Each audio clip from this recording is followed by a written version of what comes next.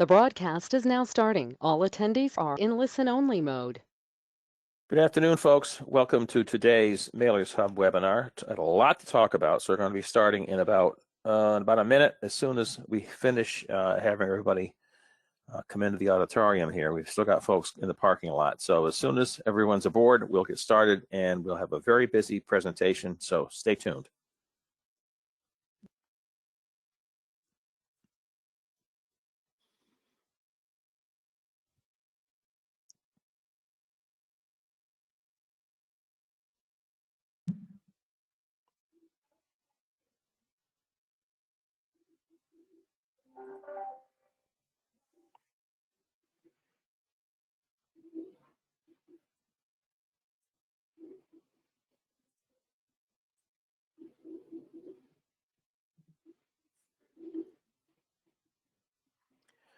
Okay, well, good afternoon again. Welcome to today's Mailers Hub webinar. I'm Leo Raymond, and joining us today to do a lot of the talking here at the start is going to be Tom Glassman. I'm sure all of you know Tom. Tom has been in the industry for decades and as a part of the Mailers Hub team here, and is also one of our MTAC representatives. So among the things we'll be talking about today will be that. I'll be giving you a little bit of information about what's going on in the rate at the PRC later on. So without any further ado, Tom, why don't you go ahead and start us off? Sure. Good afternoon, everyone. I have to start out by saying this is probably one of the hardest webinars that I've ever done as far as communicating to the participants, the audience. So as most of you should be aware, we represent you at postal headquarters. So there's Leo, myself, Ronnie Avers, and Dave Lewis from Snail Mail. We take your questions, we take your problems, and we try to get answers for you from postal headquarters, the execs, or the middle management. Going through the slides today, it's hard because up till this year, we've had a give and take relationship. Everything that you see in place was developed with cooperation from the industry. And lately, decisions are being made, and we're just not getting any feedback from headquarters. Things are being presented. We're not getting the whole picture, and it's difficult for us as members of the supply chain to make decisions based on half the information. So to get started, just to validate what we'll be talking about, Leo, recently the PRC has ruled on the pricing and the delivery standards. Can you just give us a 2-second summation on those two things from the PRC? And then it's been very busy. It's been a very busy week so far. On Monday, the commission came back with its decision on the price change that was proposed, and as would be their responsibility, they found that there were no technical flaws in it. So those were approved. The rates were approved as filed, and will take effect as scheduled then at the end of next month.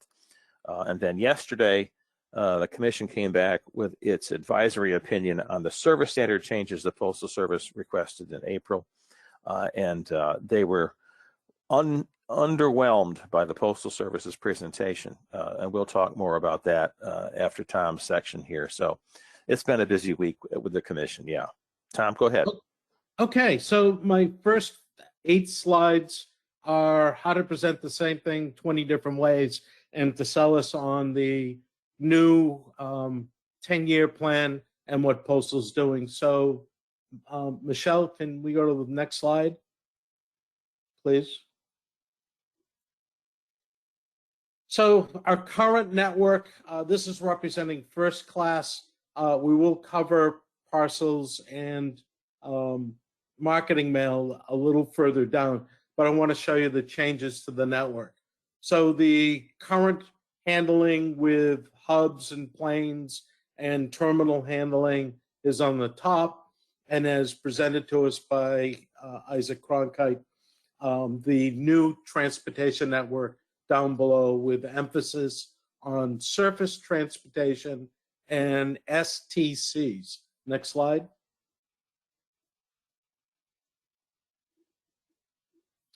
So we had members of the exec team. Every member of the exec team had slides trying to sell us on the new network. And again, I apologize. Some of my New England sarcasm is going to come out, but the new organization is going to be processing and logistics excellence, or trying to provide us processing and logistics excellence, effective planning, enhanced line of sight. So the question is, well, why didn't any of this happen before? You know, what is different tomorrow than today? Precise and efficient operations. They're going to try to modify the culture, recalibrate the operating plan, resizing the complement. Not just as a note, when we had the peak problems last year, there was a small group of us that were the user group 3 leadership, started meeting at the beginning of December, talking about issues from November. And it started out with the Cleveland facility, and then in myself measuring my mail, we noticed that the first in was last out in Philadelphia. So the data is there, but they're not utilizing it. So there is a promise from the execs doing the slides that they're going to start utilizing their own data, and they're going to fully leverage technology and analytics. Well, why didn't that happen today? Why do we have to wait for tomorrow? Network modernization, they're redesigning the package network, which we'll get into, and making efficient and reliable extended reach, positioned for growth. Next slide, please. So again, another exec stands up. It's almost the same presentation with almost the same language. We're standardizing the framework, optimizing the variables, the inputs, machine set, product mix, leveraging the analytics. Again, the same information from another exec. And again, I want to stress, we're sitting through the 2 days. We're representing you. We're bringing you the information. I'm letting you know how painful the last MTech was. Next slide, please. So this was interesting. I believe the slide may have come from Isaac. They're going to enable more cost-efficient, reliable transportation network. I don't understand why I have to increase my service standards to 5 days to get that effect. They're going to have a national first-class ground network.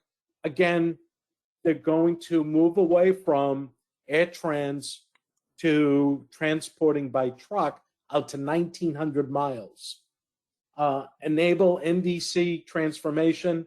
The NDCs are moving to STCs, and the NDCs will become RDCs, which I'll get to in a few minutes. Next slide.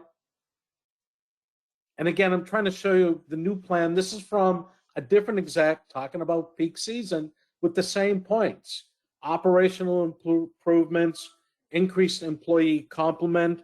One of the things, last year we were on the call with a plant manager who was trying to hire 50 people. And this was in December for our phone call. And, you know, my question is, FedEx hired, I don't know, 50,000 people before peak. UPS hired, I don't know how many thousands of people before peak. Postal brought the people in after peak and had to try to train them up to do the jobs they needed within the plants after the mess started. Again, reliance on a transportation network that's on the ground instead of air, and expanding the surface transfer centers. Next slide, please. Additions.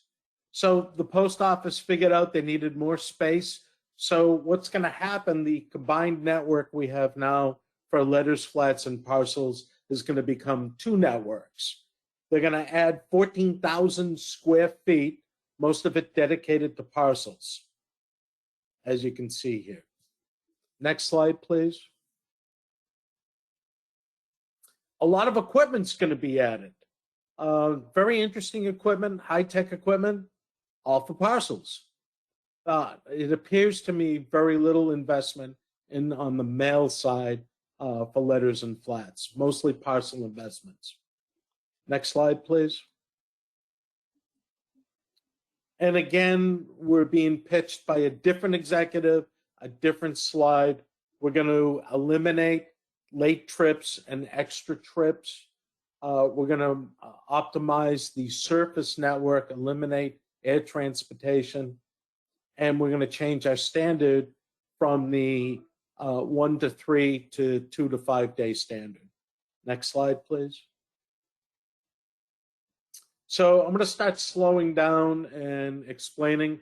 I understand this is parcels. We do have quite a few people out in the audience that still do parcels. So the current network is you turn your parcels in at a processing center. It goes to the NDC. The NDC will then move the mail from NDC to NDC and then out to the processing centers and then hubs and DDUs. The current, where they're going with from the current plan on the left to the future plan would be the origin processing center, PNDC, will send the mail to what used to be an NDC, which is going to become a regional distribution center. The regional distribution center will take the parcels and deliver directly to the higher volume DMUs, the destination unit, and then the delivery unit will then deliver out to the house. So they're simplifying the process and again converting the NDC to the RDC. Next slide, please. Now, hey, Tom, can I jump in for a second here? I think there will be people who are asking themselves, what's going to happen to my my destination entry rates in marketing mail? And the question has been brought up to the Postal Service, to postal executives, and they have been very ambiguous about what's going to happen. They'll probably make adaptations until the network is finalized, saying to earn the NDC entry rate, you go to this facility over here, whatever that facility may be. But the long-term disposition of destination entry rates is something which I don't think they have settled yet, let alone have anything to share with the industry. So if anybody has that question, there's kind of your answer. Sorry. That's about as good as it's going to get. On day 2, the question came up. I don't remember who it was, and we did ask if the NDC discount could be taken at the STC, and the answer was, we think so, but we're going to look into it. So on the left, if I have mail, I turn into my origin plant. The plant sends it to the what I call origin NDC, and then the mail goes out to the other NDC, and the NDC back to the PNDC or the processing center, and out to the delivery units. In the new plan, your mail will go into the processing center, your origin processing center, and then we'll move through an STC where it's cross-docked and then delivered to the processing plant. Now, if you're dropping mail, this doesn't affect you because you're already dropping to that lower PNDC. My question is, A, the rate. Will I get the NDC rate at the STC, at the origin STC, or at the delivering STC? But I don't know what STC. So for instance, mail moving from Florida, let's say, to California is going to go from an STC, I believe in Orlando, to an STC in Texas and then to California. So where do you enter it? The other question I have is, what happens to the mixed mail that the NDC put through sorters? Is it going to be broken down and handled through the PNDC, the local processing center? And then how much time do they have available if they're taking the mail for all the delivery units and sorting it down to carrier route level and then sending out to the delivery units. So I question whether this plan can work, which we'll talk about in a couple minutes when we look at a crystal ball about peak. Next slide, please. So one of the things Isaac talked to us about was the optimization of the routes, the local contract routes that they have. So the blue line on the bottom is their optimization, which doesn't even hit, well, stays right around 40%. And then, as you can see, the recent changes they've made, they've got it up to 45%.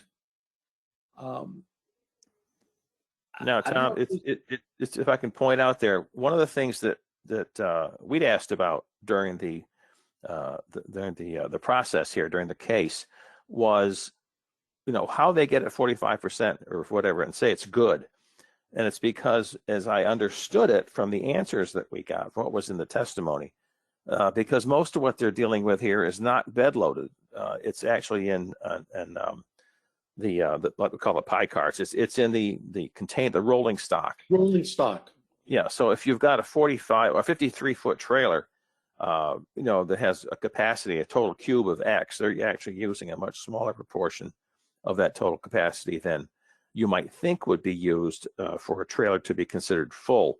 UPS bed loads things. Many commercial shippers will optimize how much they put in the trailer. But from what we could tell in the testimony, they won't be doing much bed loading. They may do palletizing, of course, put things on pallets, but they're going to be using rolling stock otherwise to contain what they put on their transportation. That may be fast to load and unload, but it's not exactly full cube utilization. Michelle, next slide, please. So now we're getting into the meat of the presentation. So the blue dots are the NDCs, the red triangles are the STCs. So don't forget, in the future, in the very short future, the NDCs will be going away. Those will become RDCs, and that the marketing mail will be flowing through the STC. So as I pointed out, where do I get the STC discount? Is it dropping at the STC in California, dropping at the STC in Texas, or the origin STC in Orlando? So the discount is for transportation. I'm assuming it's if I drop at the STC out in California, but they don't have equipment for sorting, so they basically want to cross-dock the skids. But then again, if they're just cross-docking, what happens to the mixed mail? The mail that I got turned in to my local origin processing center, are they breaking it down, or are we going to have to add sorters to the STC? Then the STC is more than just a transportation hub where the mail is cross-docked. Next slide. Again, I have, for the audience, I have more questions than answers. I apologize, but this was our last meeting with the post office last week, and we're just not getting a lot of answers. The NDCs becoming RDCs in the area they will cover. Next slide, please. So the part that really deflated me, again, there's a lot of people on the call. We give our heart and soul to making the supply chain work. We don't get paid for being at MTech. We don't get paid for leading or being on MTech calls, work group calls, task team calls. Deb Demore is on, I believe, and she leads user group 3 now. I try to help support her as former leadership of user group 3, but we're on constant phone calls about network operations. And then we find out in a presentation that they're privatizing some of the STCs. So I did a little work trying to research the contracts. I believe 2 of the facilities, I found one, the Atlanta facility, has gone to XPO Logistics. So the process of starting up these STCs and privatizing them has already started. Now, again, my question is, what do I do with that end of the mail? Is it going to get sorted at the Central Florida STC? Do I have to start adding sorters where they're not STCs anymore, but full-fledged processing plants? I don't know. All I know is I became very deflated because of, I take pride, the amount of time all of us spend at MTAC, and now someone's privatizing, someone's making a profit off of running these facilities. It's just disheartening to me.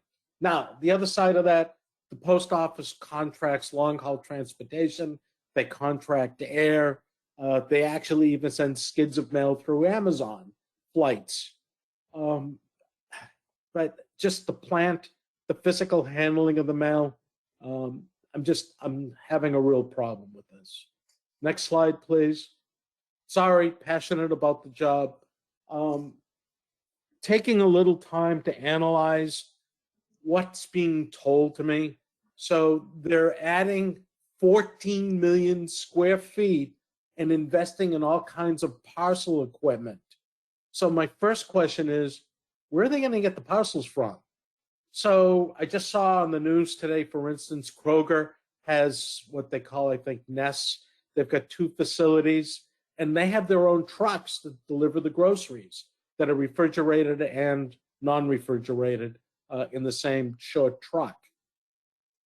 Amazon's building out their network. They're trying to get people to invest in the vehicles and start their own mini transportation companies. Where is the post office going to get this increase in the parcels? All right, next problem. Where am I going to find the drivers for all these trucks they're going to add, for all this transportation for the new RDCs and the STCs? So I reached out, I looked, Coyote's a division of UPS, they did a study.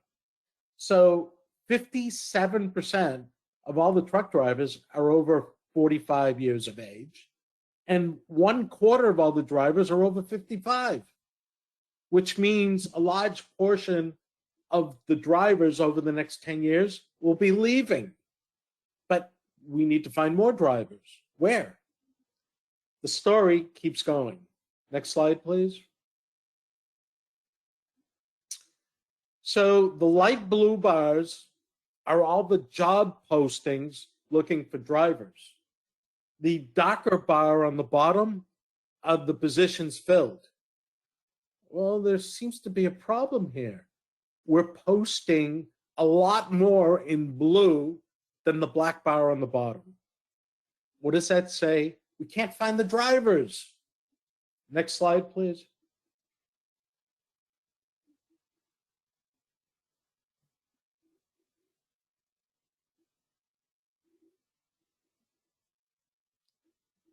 Michelle, I still have the old slide.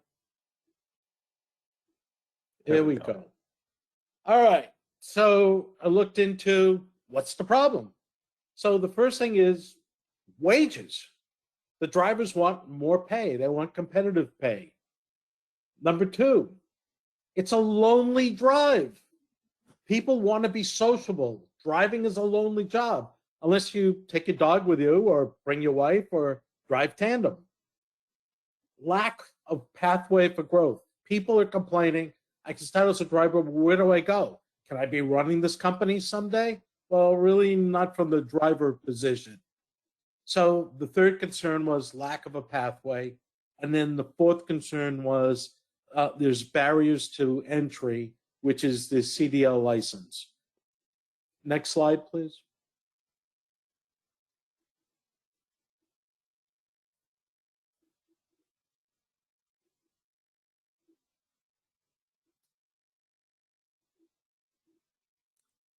If anyone has a question, please type it in. We have Jen on standby who will break in and ask the questions. Tom, we've had a couple of questions come in, and I've been answering them to the folks who have been asking them. Okay. I'm still on the old slide.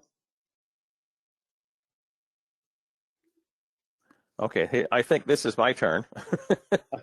Go ahead. So yeah, we're going to talk a little about the service standard change that was approved, or the decision, I should say, about the service standard change that came out yesterday. So, Michelle, next slide, please.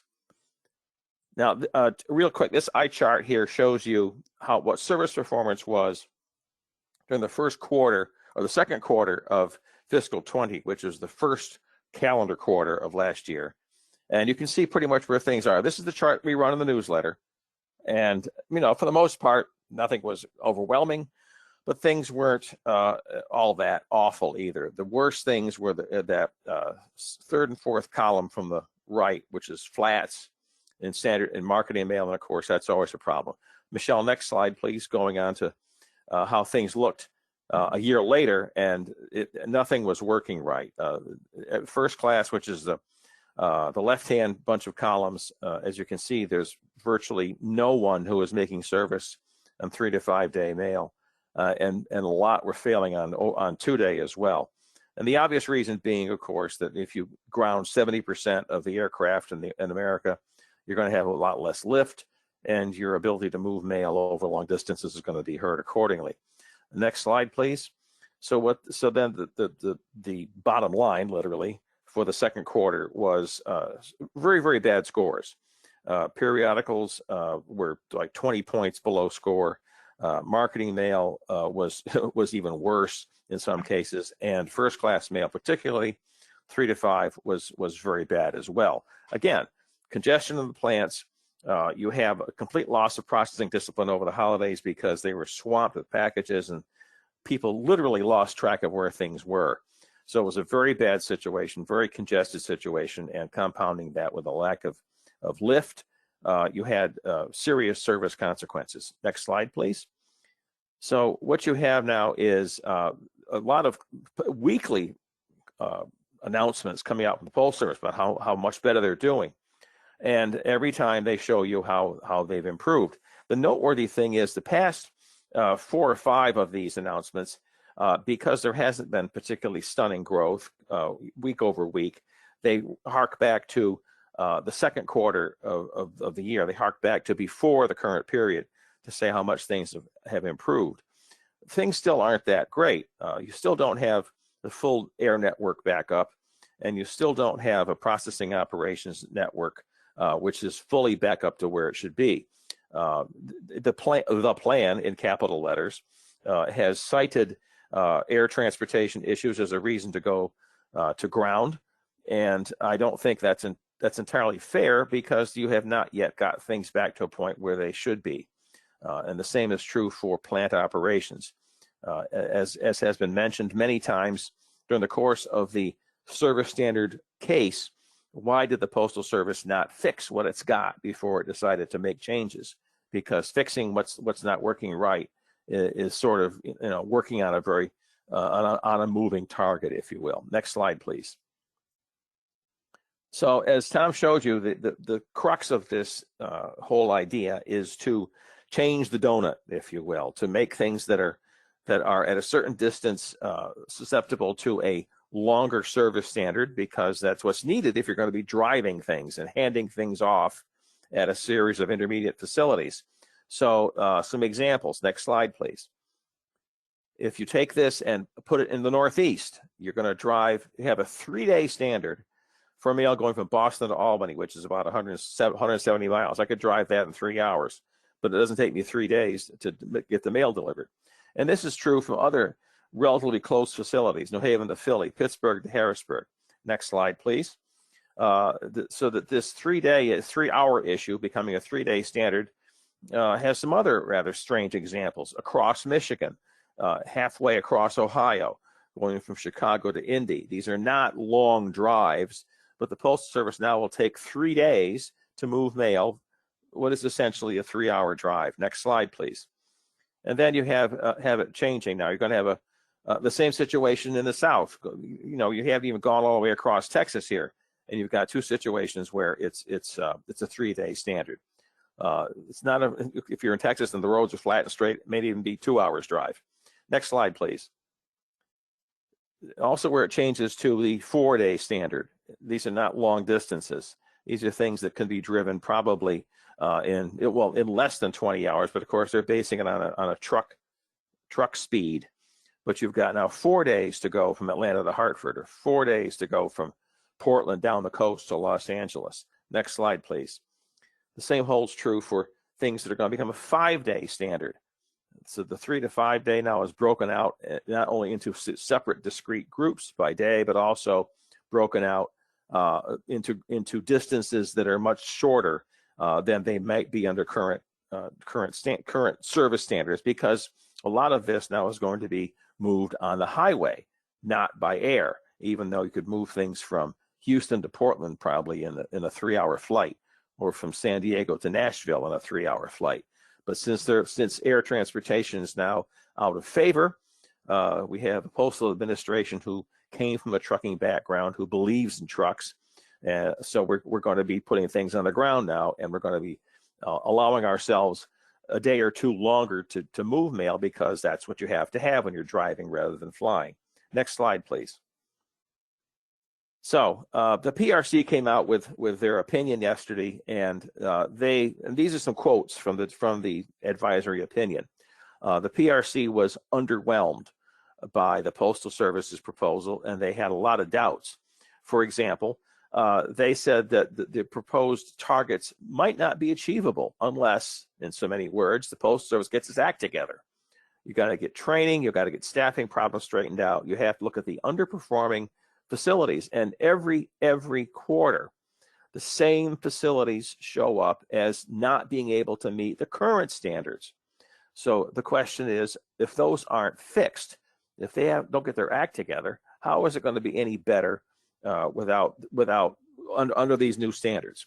The Postal Service hasn't tested this, they haven't modeled all of this, and they have questionable calculations for cost savings.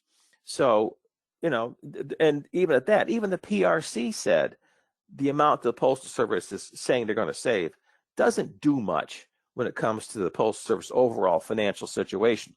The figures about annual savings are in the order of $175 million. Sounds like a lot of money.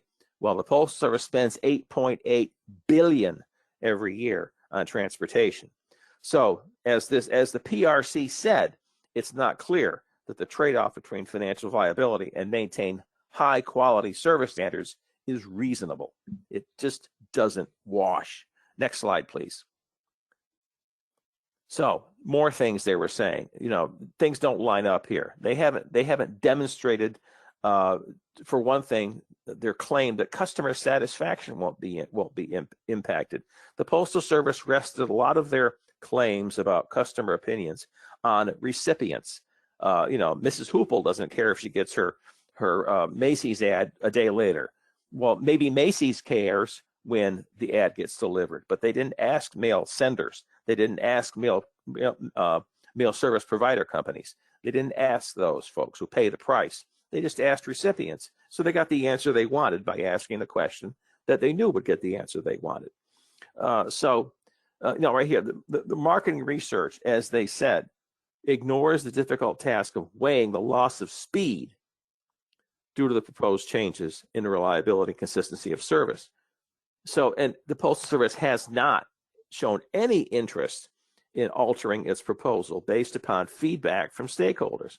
If the Postal Service doesn't know by reading the testimony that was submitted to the case, by looking at what interveners said, what they asked, if they don't know that there is widespread dissatisfaction with this idea, then they're just not paying attention. But the Postal Service does not, I don't think, Mr. DeJoy, does not particularly care what we have to say. We just pay the prices and dutifully submit our mailing statements and do what we then take what we get. But the Postal Service, as the PRC said, just cannot conclude with any statistical confidence that the impact is going to be what they say it's going to be. Next slide, please.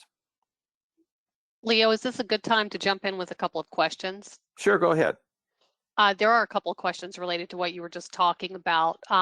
First one is, was there any discussion about how much of ground transportation would be done by rail? I don't believe there was more than a sentence in anything about rail. I believe everything was going to be moved by truck. Of course, in this case, we're talking about first class in some periodicals. The Postal Service does move parcels and marketing mail by rail, long distances cross country. But that wasn't part of what was discussed in the case. I don't think they're going to be moving any first class by rail. Okay, second questions. What are the factors of weather, specifically winter weather, for ground transportation under the new plan? As we all know, air transport can fly around storms more efficiently than ground transport driving around storms. How will this impact delivery times? Have these issues been considered in the new delivery standards? I believe the Postal Service will be providing chains to the truck drivers. Yeah, that's it. No, every year, of course, as service standards dip over the winter, the answer is, well, winter weather, as if winter weather is something that only happened for the first time this year. Yeah, I think that you're right. The questioner is correct. Planes, unless they're at O'Hare during a blizzard, can circumvent a storm. But the Postal Service seems to be focusing on the failures of the air network in such situations, and they did not do an awful lot. In fact, they did very little in the case to speak to the problems that may be encountered in the plan to put more mail in trucks, weather being one, driver shortages being another, whatever. But the point that I think they're overlooking is, yes, the plane is late getting out of Boston, going to Denver, but it'll get to Denver in 3 hours. So the fact that it was late does not materially impact the speed at which it gets to Denver. But that's what they're saying. That's why the Postal Service is saying air transportation is unreliable. Well, maybe it's late a little bit sometimes out of the gate, but it gets where it's going a lot faster. Can I just jump in for one more second? Yeah. So the 10-year plan was developed behind closed doors. It was discussed behind closed doors, and then they presented the final plan to us. They're not deviating. So for us to come in after and try to talk about, well, air makes more sense in these conditions, it's not going to work. They're focused on ground transportation. They're moving forward with ground transportation, no matter what we say. Yeah. So, but the commission, in its opinion, said that the contention realized that the Postal Service's whole argument rests on assumptions that may not be well-founded. So they had 5 recommendations here that they stopped short of saying it's a stupid idea. That wouldn't be politically correct. But one of the commissioners, Ashley Poling, was much more direct in a separate opinion that she wrote, and said that this is something where the Postal Service just needs to stop and go back to the drawing board. So if you've got a commissioner of the Postal Regulatory Commission telling the Postal Service that its idea needs to be more fully developed and better thought through, then that should be a significant message to the Postal Service. But as you said, Tom, everything that we have encountered with Mr. DeJoy is that you have 2 choices. Tell him what he wants to hear, that you think whatever he's doing is great, or he doesn't want to hear from you. And that has been the universal assessment from virtually everyone who's had a chance to try to discuss something with him. There was earlier this year, there were a series of association meetings that he wanted to set up, and for those that he held, a story emerged that this association brought in its executives, and they tried to tell him there were certain things that were going to happen that they'd have to do, their members had to do, if he went forward with some of his plans. And his answer basically was, well, you do what you got to do, and I'll do what I'm going to do. And I think that's kind of the attitude that we're dealing with here, that he's got his plan, he's got his service standard changes now that he's going to go ahead and implement. He has his price increase. So he's got what he asked for. And we're going to just have to show in the only way we can that the industry is dissatisfied. And unfortunately, what that means is just prove to him that people will not continue to mail if they're going to be facing 8% price increases and decreased service. That is just not a business-like proposition. It is not something which anybody who runs a business would believe to be a prudent approach. And it certainly isn't the judicious and prudent approach that he said he was going to take. So, that's kind of my view on this. Michelle, let's go to the next slide here. We get off this one. There you go. So there are some questions here. Consistency and reliability, which the Postal Service says everybody wants, is referring to what the recipients may be saying. Yes, I want to get my mail, at 4 o'clock every afternoon, and I want to get it reliably. But is that what customers, the people who pay the prices, are saying? And as the PRC pointed out, is the financial gain, that little tiny fraction of the annual budget, worth the reduced standards? And what happens if mail volume really does go down more than they claim it will go down? The attitude that we've seen from the PMG has been, well, hard copy mail is going away, so we're not gonna do anything exceptional to try to keep it. It's just something's going to happen. So that's the way it is. We're going to go to packages, and that's a very defeatist attitude, and that's a very negative attitude when you're trying to. When I would hope you're trying to retain the volume that you've got and have it go away, if it has to go away at all, more slowly. So then there's the 95% goal. So after they set their standards, their goal is to hit those standards 95% of the time. So you're not hitting your current standards 95% of the time. So is getting something a day later 95% of the time better? Or is getting your mail a day earlier 85% of the time better? The question was never answered. I don't think it was even asked. So, with this lower standard and with this different goal, will the good places, the facilities that can do a good job, will they continue to excel? But the better question is, will those that have never done things well still fall short? And this is not a matter of air transportation or trucks. It's a matter of the people who are at the facilities. Get the mail there on time. And if you have a staff or managers or executives who don't perform, who don't get the job done, are they going to do any better? Has that problem been addressed? Is any action being taken to improve the performance of underperforming facilities, underperforming staff? What happens if it's not fixed? What happens if service performance continues to be poor? And then here's the question that I'm interested in having answered. How will service scores be reported? A few months ago, the Postal Service on its own decided to replace reporting by the 67 districts and 7 areas with a very abbreviated reporting format by the new system, their 50 districts or whatever they've got. And the PRC said, no, that's not how you do it. There's a prescription for how it's to be reported, and that's how it's going to be reported. And the Postal Service wailed and complained about how, it's a lot of work to do that. If you'll notice, they're still able to crank out weekly reports of service when they want to. So there's 2 sides of the mouth being used here. The other thing that's interesting is that the service scores you're seeing claimed in their press releases about how much things are improving, those are homogenized service scores. They're telling you for first class, here's the number. For marketing mail, here's the number. Well, marketing mail, as you know, is not a unitary type of mail. It is flats, letters, it's carrier route, it's not pre-sorted, it's not all automation.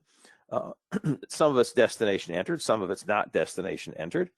So homogenizing it all together by product type, by category, by facilities does not give you a true picture of what's going on, because facility X could be doing awesome, whereas facility Y could absolutely suck. And that's going to be homogenized in numbers that are reported at a very high level.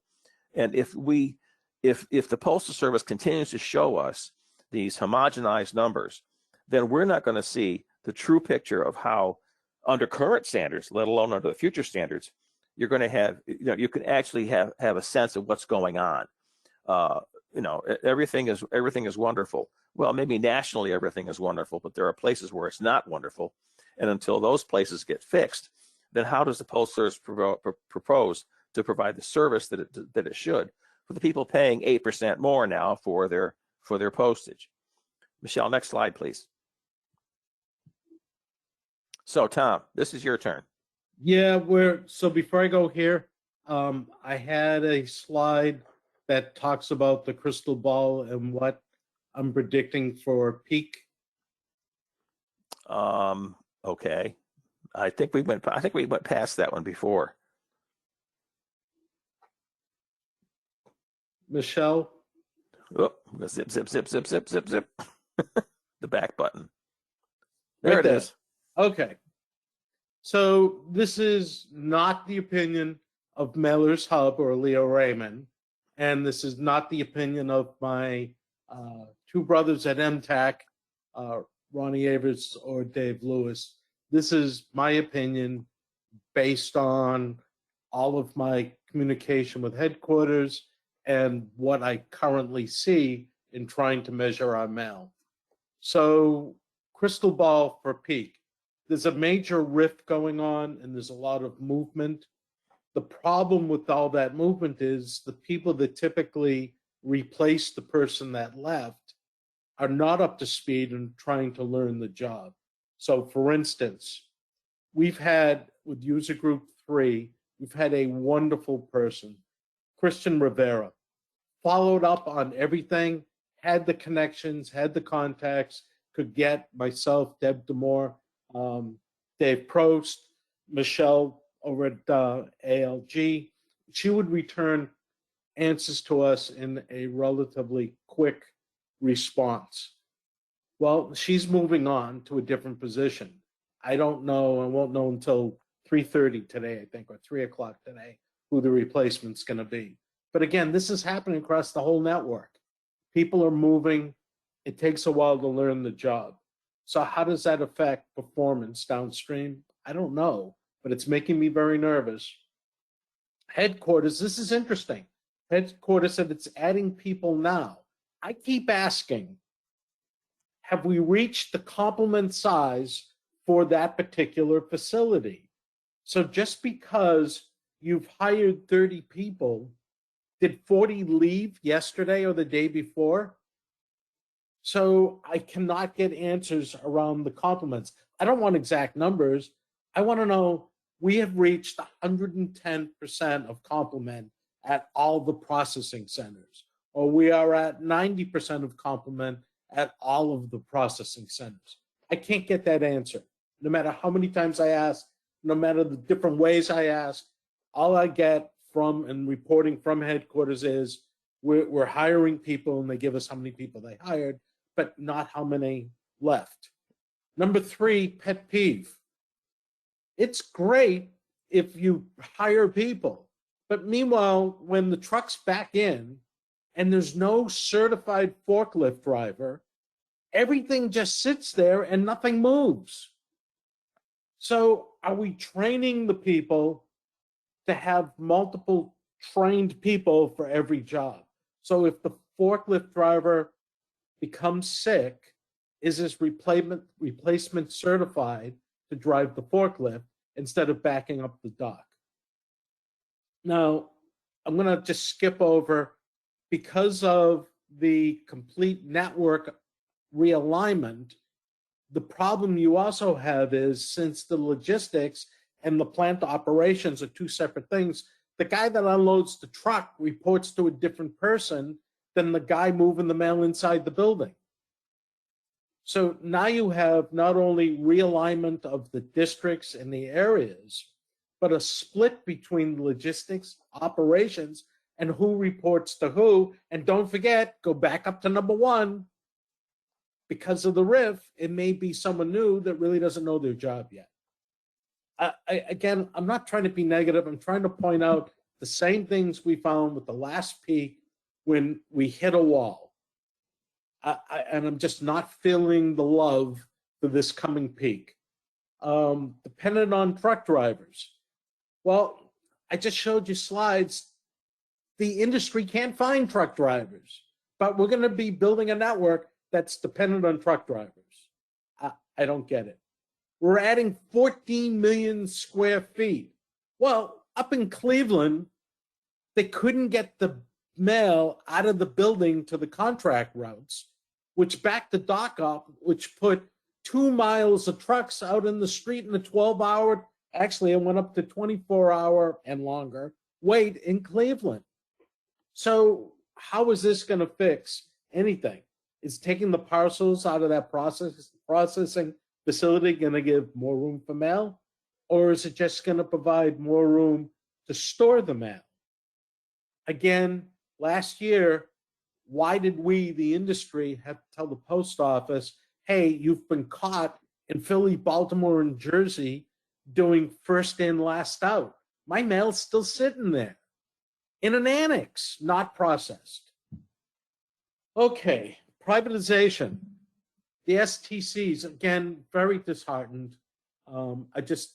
It feels like a betrayal. We volunteer, we give so much time back to the industry, and now someone else is privatizing and making a profit off of those facilities. Okay, I'm done with that. What happens to the back end of the mail? Where does that MXD tray go? Where is it going to be sorted? Is it staying at the PNDC? Is that processing center going to be able to do all that mixed mail based on all the other things they're doing? I have no idea. And then back down to the realignment of the areas, districts, and responsibility, who's doing what. So crystal ball, this is Tom to the audience. I'm not saying doom and gloom, but I just don't see a successful peak. I just don't see it. There's too many variables, and we can't get answers when we ask them.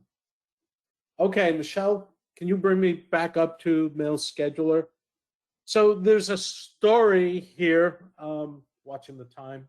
There's a story here that a few of us got together and said, how can we predict, based on history, when my mail is going to get delivered? And analyzing that history, tossing out the fastest, tossing out the slowest, and coming to an average looking at historical data. So if I want my mail delivered on July 22nd at the, I don't know, Fort Myers Processing Center, what day do I have to deliver my marketing mail to that processing center based on years of data? So we got together, we wrote out what we were looking for. We hired programmers, the software was developed, and then we had to find sources for the data. And it's terabytes upon terabytes of scan events, the final scan events. So taking in all the scan events and looking for when did the skid go in and when did the pieces leave for home delivery. So again, this just takes an enormous amount of storage. So we came up with a product called Mail Scheduler. Next slide, please.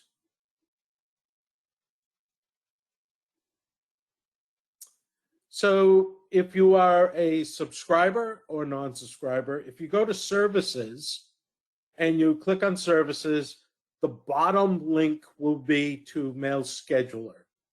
And then it'll come back and it's going to ask you for your logon credentials. And because we are paying for all that storage, and we had to pay for programmers, and we had to pay for all the legal fees, there is a charge for it. It's a subscription-based service where you put in, next slide, please. So rather than me describing, I'll just show it. So when you log in, you tell the software, do you want the drop date and want to know when it's going to get delivered? Again, through analytics of history, or do you want to put the in-home date and have the software come back and tell you what day to drop at? Now, the question's going to come up, well, if we get rid of the NDCs and it goes to STCs, at that point, once a change is made, we'll take the NDCs out of here, and then we'll start collecting data, although it'll be current data on STCs if mail is turned in there. But again, we can't get an answer of what replaces the NDC discount? Where does it get turned in? So again, if I'm shipping from Florida, do I get a discount if I drop it in Texas, or do I have to drop it in the closest one, which would be LA, in that area? You select your date, your mail piece, is it a letter or a flat? And then, next slide, please. You select your facilities. So all the facilities will be here in pull downs. So if you want to compare average turn time of Springfield to Hartford, Central Mass, Middlesex, Essex, Brockton, Boston, Providence, all the sectional centers, the PNDCs, the processing centers, everything will pop up here against that specific NDC. So you can either compare delivery for NDCs, or you can compare NDCs to SCFs. You pick what you want the timing on. And then next slide, please. It'll come back and give you a map of the sectional centers you selected, and you can export out a report that says, here's the facility, here's the locale key, here's the drop date. Based on history, dropping in North Texas, it's going to take 6 days to get delivered. So again, we took the average, we took a bunch off the front, quick delivery, we took a bunch off the back, which will eliminate some of the COVID issues, and then we're going back multiple years to determine the turn time for that specific facility. Now, Tom, make sure to point out to people that this is something which we're offering as a service to subscribers at one price, and non-subscribers have to pay a little bit more, just to make sure they're not surprised. Thank you. Next slide, please. So this is where I make my pitch for just people paying attention. Obviously, we covered a lot of things today, whether it's service, price changes, what have you. And it's very important that whether you're a subscriber or a non-subscriber, that you pay attention. We offer resources. Today's webinar is one. We offer our newsletter every 2 weeks, but the Postal Service has resources as well. Other associations have their outlets, and whether or not you are a member of those associations or one of our subscribers or whatever, it's very important, if you're part of the commercial mail production community, that you pay attention to what's going on, and that you use the resources available to stay informed, because otherwise things can happen and you won't know what happened. And if you have clients that expect you to know, then it's going to put you at somewhat of a disadvantage. So that's the pitch for staying informed. So Michelle, go ahead on to the final slide there, and we can see if we have any other questions. Jenny, any more questions? Nope, no more questions, just a couple of comments. Okay, are they G-rated or? Yeah. One just said you're being too optimistic for peak prediction, and the other comment was, so political mail is going to be bad. And I would just have a question about, was that mail scheduler just for marketing mail or for other classes? It's built around marketing mail, yeah. Because of course, with service standard changes in first class, just as an editorial comment, so Leo is correct. The modeling for mail schedulers around marketing mail, and then the political mail. There's a lot of eyes on that, so I do not see any delay in political mail because it's just watched. And as far as I'm not really optimistic, I was trying to refrain from saying or using the term doom and gloom. I do not feel that peak will be any better this year than last year. And there's too many variables that when we ask the questions, we cannot get answers on. So no, I'm not being optimistic, and I'm about as close to doom and gloom as you can get. I never heard Tom's name and the word optimistic be used in the same sentence.